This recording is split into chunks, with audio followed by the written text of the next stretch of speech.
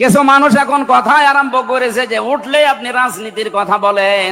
আরে ভাই, রাজনীতি যদি কোরআনে না থাকতো আমি ওই আয়াতটাই পড়তাম না। এর ভেতরে নামাজের কথা মাত্র 82 জায়গায় আছে। কয় জায়গায় বলেন বলেন? রোজা রাখা ফরজ মাত্র এক জায়গায় আছে।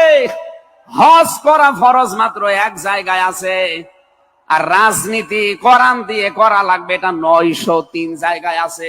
সুবহানাল্লাহ বলতে পারেন না? কোরআন শরীফ আমি যতটুকু পড়েছি আমার এতটুকু আয়ত্ত হয়েছে। নামাজের চাইতে, হজের চাইতে, যাকাতের চাইতে সব চাইতে বেশি আলোচনা দিয়েছেন আল্লাহ রাজনৈতিক বিষয়ে। সেইটা যদি আমি বলতে না পারে আমি কি রামায়ণ থেকে, গীতা থেকে আপনাদের আলোচনা শোনাবো? এখানে সাফ কথা, দিন ইসলাম, ইসলাম বাদ দিয়ে অন্য কোন নিয়ম নীতি মানা যাবে না। সত্যের সন্ধানে দক্ষিণ বাংলা।